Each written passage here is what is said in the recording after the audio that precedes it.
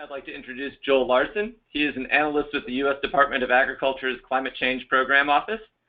Joel's work focuses on helping farmers, ranchers, and forest landowners respond to climate change through actions that maintain working landscapes, enhance carbon sequestration, and reduce greenhouse gas emissions.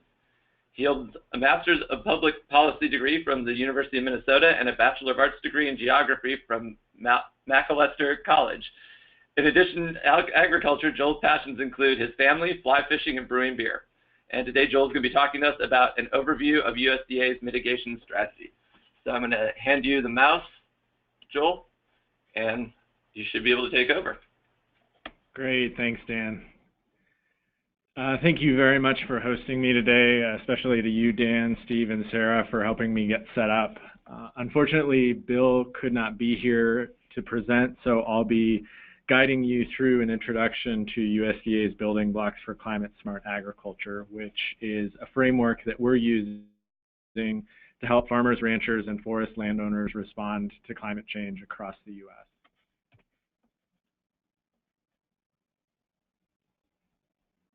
If we can get this arrow back, there we go.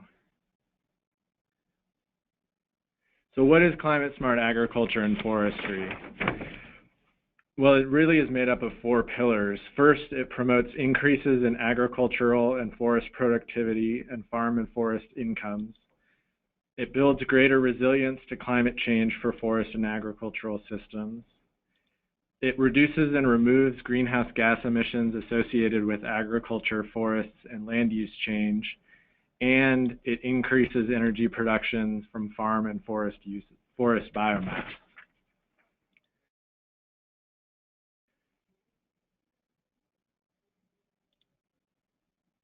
As some background on the building blocks, they came about last year after President Obama announced that the U.S. would commit to a 26 to 28% reduction in greenhouse gas emissions below 2005 levels by 2025. Based on that commitment, Secretary Vilsack asked USDA's agencies to find ways in which agriculture and forestry could contribute to that reduction, which we are very well positioned to do. We're one of the only departments that can both reduce greenhouse gas emissions and store carbon as part of its mission. The goal also dovetails with much of the work that agencies are already doing, for example, the Soil Health Initiative out of NRCS, as well as forest restoration and climate change adaptation, which Steve talked about a little bit earlier today. So on April 23rd of last year, the Secretary announced these building blocks and established a goal of reducing emissions from agriculture, forestry, and rural areas by 120 million metric tons of carbon dioxide equivalent by 2025. For comparison, that's the equivalent of taking 25 million cars off the road or offsetting the emissions produced by powering nearly 11 million homes for 1 year. As part of that event, a variety of partners also announced early actions and commitments, but I'll actually come back to those in a little bit and discuss them in more detail. Underlying these building blocks are a series of 5 principles. First, all of our actions will be voluntary and incentive-based. USDA has a long history of working with farmers and landowners in a cooperative manner, and we plan to continue that good tradition. We're also focusing on actions that have multiple economic and environmental benefits. Reducing greenhouse gases is important, but we also want to make sure that our actions make sense financially and have other benefits, such as water quality improvements and wildlife habitat restoration. As the Department of Agriculture, our actions also need to be responsive to farmers and landowners, and in doing so, we are focusing on working farms, ranches, and forests. In addition, anything we do through this program needs to be measured so that we can evaluate our progress over the next several years. And finally, all of our work will be cooperative and focused on building partnerships. USDA can't do this alone, and we'll be working with industry, farm groups, and conservation organizations. I also wanted to spend a bit of time talking about how these building blocks relate to helping farmers and forest landowners adapt to climate change, as well as reduce greenhouse gas emissions. As Steve mentioned earlier today, in agriculture and forestry, adaptation and mitigation are tied very closely together. A healthy forest ecosystem not only sequesters more carbon, but also makes it more resilient to disturbances such as drought, pests, and wildfire. Likewise, increasing soil organic carbon and associated improvements in soil structure both removes carbon dioxide from the atmosphere and provides adaptation benefits like increased water storage and rainfall infiltration. Discussing both adaptation and mitigation together also helps us frame climate change in ways that make sense to various audiences. For a forest landowner or farmer, their primary concern may be building adaptability to extreme weather events driven by climate change. From another perspective, a company looking to reduce their greenhouse gas footprint may want to support the same kind of practices, but are focusing primarily on the carbon sequestration benefits. Incorporating both adaptation and mitigation not only builds a complete picture of how agriculture and forestry impacts and is impacted by climate change, but also helps to prepare our stakeholders for what is coming down the pipe as more companies and organizations become interested in these issues.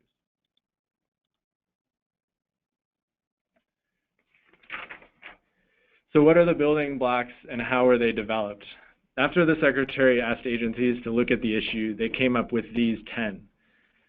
To kick off the effort, teams made up of representatives from USDA agencies looked into the relevant programs and authorities, technologies and practices that could be used to achieve the goals, metrics for measuring accomplishments, co-benefits of the actions, and any barriers, constraints, and trade-offs that would need to be considered as we move forward.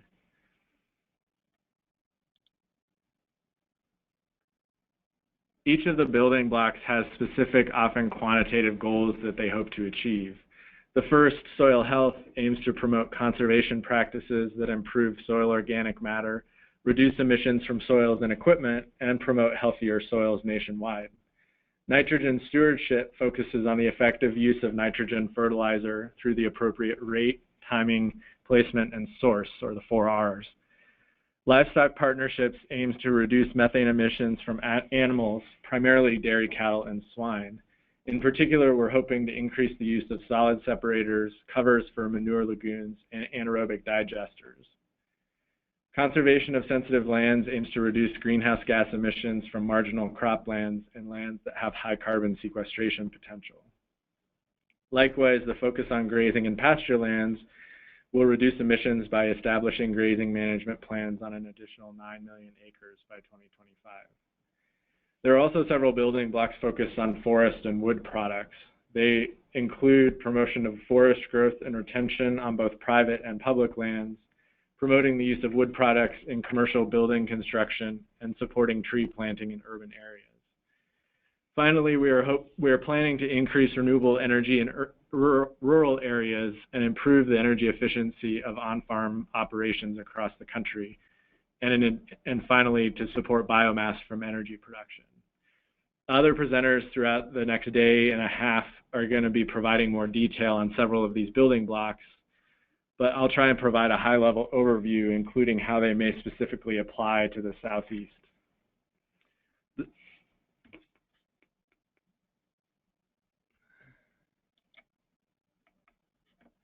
The soil health building block is a major pillar of this framework, and it dovetails with the soil health initiative that NRCS is getting up and running.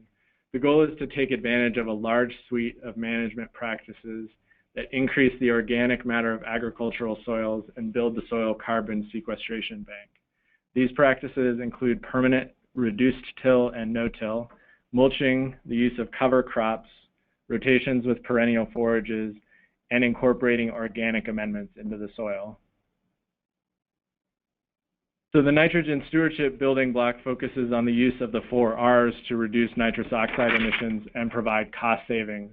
This can be done through a variety of ways, either through things like variable rate technology, the use of nitrogen inhibitors, or switching the timing of the fertilizer application itself. Livestock Partnerships, which I believe Mark will be talking about tomorrow morning, includes technologies and programs that focus on reducing methane emissions from manure management at large dairy and swine operations.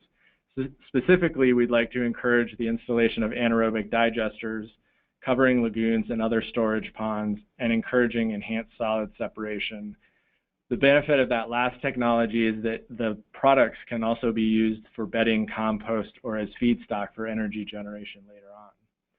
One way in which we're trying to encourage the installation of digesters specifically is by leveraging this funding and authorities from various USDA agencies. For example, NRCS and the Rural Business Cooperative Service are looking at how they can coordinate their EQIP and REAP programs to jointly support digester projects.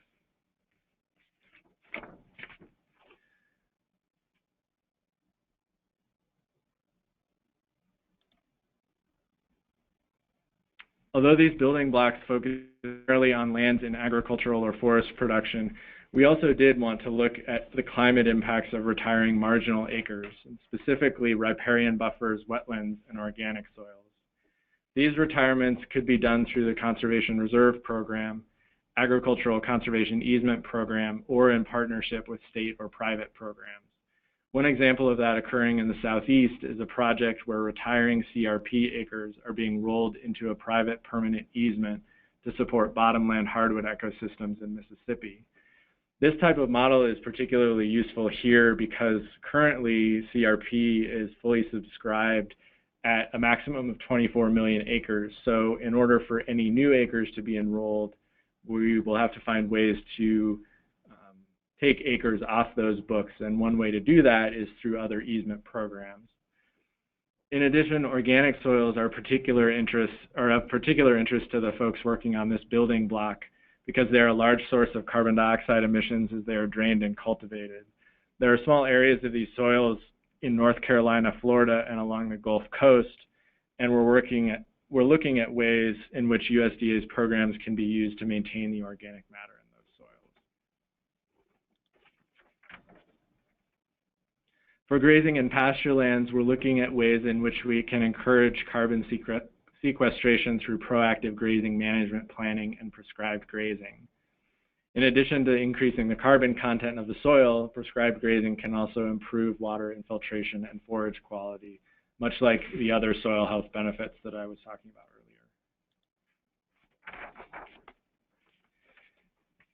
Given the large amounts of both industrial and non-industrial forests in the Southeast, the private forest growth and retention building block may be of particular interest to some of the folks here.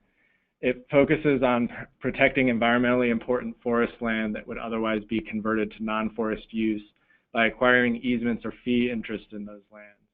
Another way that we're looking at retaining those lands is through developing increased demand for the products that come off of them so that there's less incentive for those lands to be converted over to development or other uses. For the retention, we're focusing primarily on the Forest Legacy Program and the Community Forest Program, although the Forest Stewardship Program will also play a part by establishing management plans on those working forests. Through those first two programs, we hope to protect almost 1 million additional acres of forest land by 2025. The federal forest piece focuses on two parts.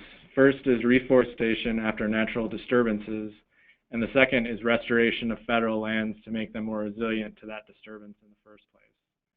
Through this building block, we hope to reforest 32,000 post-disturbance acres per year, treat 2.7 million acres of National Forest System lands annually, and of those, treat 1.4 million acres of high priority fuels in the wildland-urban interface.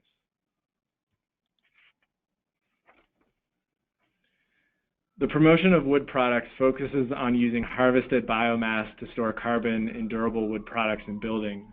To start, the Forest Service is focusing on a partnership with Woodworks, an organization that provides technical assistance and information to architects, engineers, and contractors who are interested in using wood products in lieu of more greenhouse gas intensive building materials. The benefit of this is that you're not only sequestering carbon in the wood product itself, but you're actually offsetting more greenhouse gas and energy intensive building products such as concrete and steel.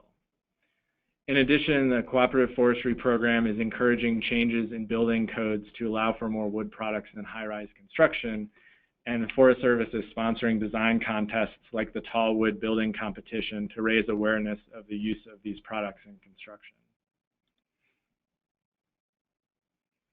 As the final forest piece, through a partnership with the Arbor Day Foundation, the Urban and Community Forestry Program is looking to plant an average of 10,000 additional trees in urban areas each year through 2025. The nice thing about these tree plantings is that they not only provide greenhouse gas benefits by reducing residential energy consumption, but they also improve water quality, reduce stormwater runoff, and provide numerous aesthetic benefits. The energy generation and efficiency building block is a large one, and it includes energy efficiency improvements at both the farm scale and for electric utilities, as well as support for renewable energy production and energy efficiency improvements in rural housing. In addition, we're looking into ways that we can encourage woody biomass for electricity, which may be an option for states to meet their requirements under the recently released Clean Power Plan. EPA has indicated that they're open to this option, or open to including biomass power as part of states' plans to meet these requirements. And we believe that demand for these products could help maintain working forests and prevent their conversion to other uses.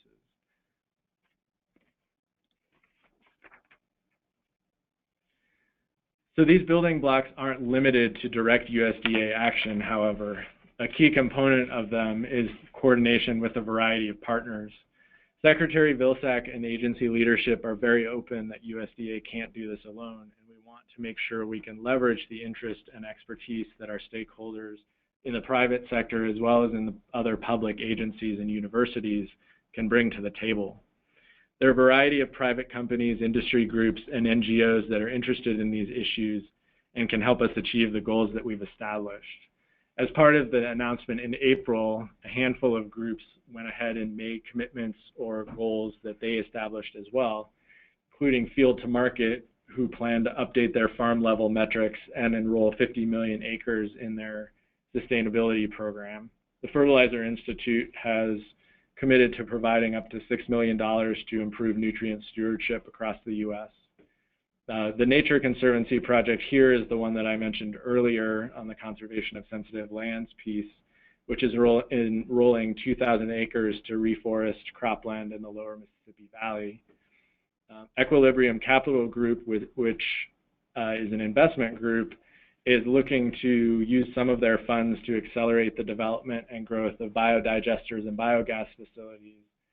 And Walmart, United Suppliers, and the Environmental Defense Fund are enrolling 10 million acres in United Suppliers' SUSTAIN program to improve nutrient management.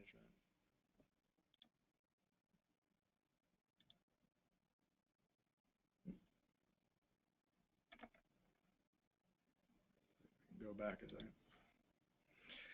On the forestry side, I've already mentioned the Arbor Day Foundation project. In addition, Green Diamond Resource Company and the Forest Policy Forum are implementing a set of principles to ensure that the forest sector and the lands that they manage can help mitigate climate change and increase carbon storage. The American Forest Foundation has instituted a new partnership with the Forest Service to encourage woodland owners in wildfire mitigation projects. And the Trust for Public Lands and the Forest Climate Working Group is implementing a toolkit that helps forest landowners estimate the carbon benefit of their practices and provide models of policies that can improve forest carbon. And finally, the Lime Timber Company listed over 46,000 acres of Florida timberland with the California Air Resources Board as part of their cap and trade offset program.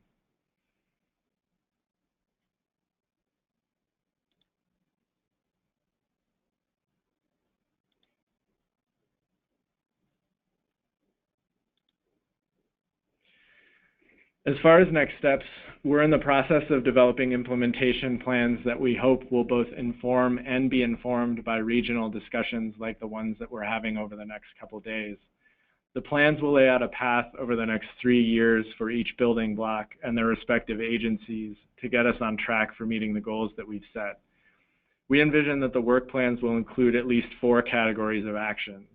The first will be actions that have direct greenhouse gas reduction benefits through USDA programs. For example, things like actions through the Environmental Quality Incentives Program or the Forest Stewardship Program. The second set of actions are policy and guidance that will help incorporate greenhouse gas reductions and carbon sequestration into agency programs and activities. The third category of action is outreach and training for staff and external agency staff and external audiences. Much of that will be like the e-extension work that Dan just presented on earlier today. And finally, we'd like to highlight partnerships like those that I just mentioned. As part of these next steps, we'll also be looking at other opportunities that may not fall directly within these 10 building blocks. For example, rice production in the Southeast may provide some opportunities to reduce greenhouse gas emissions, and agroforestry, which Richard Straight will be talking about later today, may also provide similar opportunities.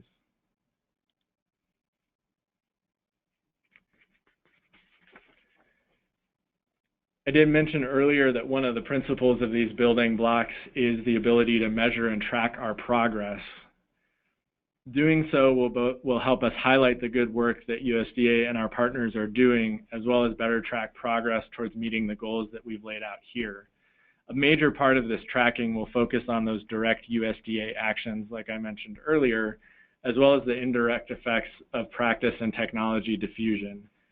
Neighbors, extension agents, and crop advisors can play a tremendous role in helping adopt the kinds of practices that we're encouraging here, and we want to make sure that we can highlight those accomplishments as they're getting done on the ground.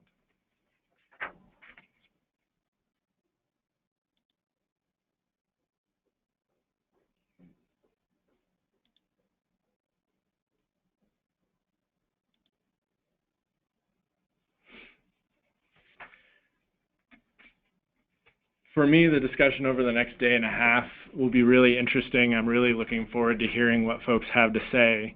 In particular, understanding that each of these building blocks apply differently across the different regions, we hope that this workshop will help start a discussion within the Southeast about how to help farmers and forest landowners respond to climate change while accounting for these kind of regional differences. The priorities that you all have in the Southeast will be different than those in the Midwest or the Great Plains. So I'm looking forward to hearing about the programs, the tools, and partnerships that can be used at the local and regional level to address those priorities.